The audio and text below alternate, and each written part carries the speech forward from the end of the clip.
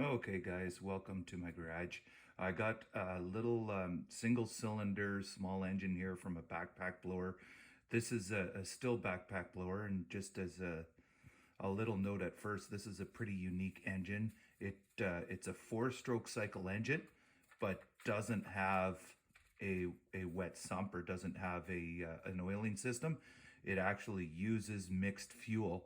So it's a four-stroke cycle that uses essentially two-stroke cycle fuel mixed with some oil for its lubrication. So if you do want to look into this engine, it's a pretty unique engine, and defies some of the history that we know about two-stroke engines and about four-stroke engines. So really neat to look into. Anyways, I'm here to talk about the valves, just kind of show you guys some of the valve movements, some of the valve adjustments. I'm going to try to do this holding my iPad with one hand because I don't have a stand or anything, but you'll be okay with this.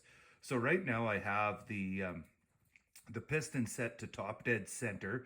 So you can see right here with my chopstick here, from where the spark plug is, it's not a far distance, right? It's just the piston's right there, right at top dead center. And I know I'm on compression power from watching what the valves are doing. So as I turn the crank, you're going to see that the piston's going to drop down. So if the piston starts going down as I turn the crank, and as you move the crank, yeah, I can't do this with one hand, oh well. There you can see when the piston gets close to bottom dead center, it's not quite at bottom dead center, but the piston gets close to bottom dead center, the exhaust valve starts opening. And then, so that's, if I push down on this, you can see that's right at bottom dead center. If I go back a little bit, you can see that the valve starts opening before it gets to bottom dead center. And then as the piston comes up, now you can see that exhaust valve there is really pushing down, opening up, and allowing the air fuel mixture, or I guess the burnt mixture, to come out the muffler and go through the exhaust there. As I rotate it around, you're going to see there's a point in time right there. You see how both valves are kind of moving at the same time? Well, this would identify, again, we're pretty well at top dead center, and this is my overlap where the intake is open and the exhaust is open at the same time. But look, when we say open, look how much it's open. We're talking a few thousandths of an inch, next to nothing. As the piston goes down, there you go. That intake valve is opening quite a bit, allowing air, well, in this case, air and fuel and oil mixture, right? Because it does use that mixed fuel. But for most our vehicles, most four-stroke cycle engines, just air and fuel mixture to come into the intake, into the cylinder as that piston's going down. And again, I could just push it down with the chopstick here. And now it's at bottom dead center, but you can see that valve isn't quite closed yet. But again, at bottom dead center, it's not open a whole bunch, just a tiny bit. And then as I continue turning, we're now on compression stroke, and somewhere around here, oh, maybe a little further, the piston gets to top dead center, and then both the valves are going to be closed. And, oh, I guess we passed top dead center because that exhaust valve was already opening. So right around here be our top dead center, and both the valves are closed. So if I continue to go through this cycle, I can see that there's my exhaust. So the piston's coming up. Piston will be at top dead center, and you see that little scavenging point right there. If I rock the crank back and forth a tiny bit, both valves are open. And now the piston's moving down. I can continue turning slowly. The intake opens, and we're past bottom dead center now. Piston's going to be coming up, and we're on our compression power stroke. So if I can see the exhaust opening here, that means the power stroke's essentially nearing its end.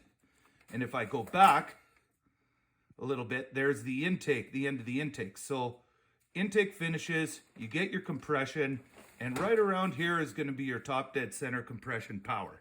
Now again, I can't hold the Oh yeah, so it's piston's right near the top of the cylinder again. By the way, use something combustible here. If you break it off in the cylinder by accident, you don't want it, first of all, you don't want to damage your cylinder, you don't want to damage your piston. And then if something breaks off, you want it to be combustible. So a thing like a chopstick, a wooden dowel, something like that is a real safe item to use in there, because if it does break off, it's going to combust and it's not going to damage anything. But what I'm here to show you now is that top dead center compression power, both the valves are closed for sure.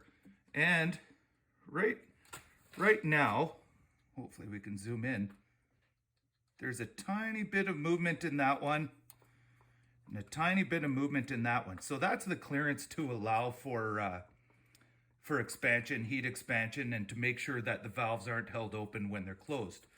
So the spec for this engine is, I believe it was 6 to 8 thousandths of an inch clearance. So I've got a trusty little feeler gauge that I've already set up to 6 thousandths of an inch. So this would be kind of the small end of sizing. Let me just get it set here for you. And what I've had to do is, you know how I talked about how some of these valves have little tabs right there that go over the valve? Well, that means you can't get a full-size feeler blade in there. So what I've done is I've taken my 6th thou feeler blade here and I've cut it down just a little bit. And what you need to do is you just put it in between that gap there, and you want it to slide without a lot of resistance, but you want it to have some resistance in there. And right now, they're just a tiny, tiny, tiny bit loose.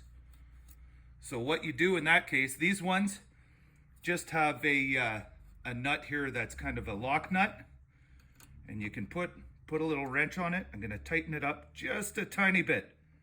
Just a touch. Okay, I felt a tiny bit of movement there. And I'll get the feeler blade in there again. And I want it to slide in again with normal pressure. Like, I shouldn't have to force it in, but it shouldn't be loose either. And right now, it's still a little bit loose. So what I'm going to do after this is continue tightening it down until it just has the proper amount of pull there. So you can see it slides in and out fairly easily. I want to go a tiny, tiny, tiny bit tighter. And what causes the clearance in there over time is you got some wear from the valve train down below, from the camshaft, from the push rods, and then in the rocker arms. Any of that wear will cause additional clearance to be made in there. And then from the valve face to the valve seat, you're going to get some wear in there as well. And what that wear will do will actually lower the clearance in there. What I find on most engines is as the valves wear out, it'll be the valve face to the valve seat that wears out faster, meaning your clearance will generally go smaller, not bigger, and it'll end up holding the valve open. But that's not always the case. Sometimes your clearance gets larger. Either way, you want to set it right to specification. Oh, that's nice. That goes in there without having to push very hard, but it's just got a little bit of resistance in there. I nailed that one. So let's now check the other guy. And intake's a tiny bit loose as well. So we'll just do a quick tightening right there. Just a tiny bit again. Look how much I move it. Like just a tiny bit there. It doesn't take much at all. Then you get in there, check it again. Oh, little tight. I've gotta force it a little bit. So I am gonna just draw it back and kind of leave it almost where it was there. Again, make sure I don't have anything stuck. Get that in there. There, that's nice right there. Just a little bit of resistance, which means I know that's pretty well the clearance right there. If you have to force it in, then you could actually be compressing the spring or pushing on the valve, or kind of making it so your clearance measurement isn't good. It should slide in nicely and should have just a tiny bit of resistance, which means that's pretty well your exact clearance in there. Once you're done with that, we're set. You put it all back together and you start running your engine. If it does have a lock nut, you'll want to tighten the lock nut, lock it down, make sure your valves are all locked in, and then recheck the clearance again after the lock nut's been tightened, because sometimes that can change. So again, we'll go through the cycles. So we're at compression power as the piston finishes its power stroke. Piston's gonna be pretty close to bottom dead center here. Now the piston will be moving up. Exhaust is wide open there. And there we're at top dead center top dead center between the exhaust intake stroke. And you can see both valves are just a tiny, tiny, tiny bit open. And as we keep turning, piston's moving down. Intake stroke's happening again. And now we're piston's moving up. You're doing the compression. And there's our compression power area again right there. Thanks everybody. Have a good one.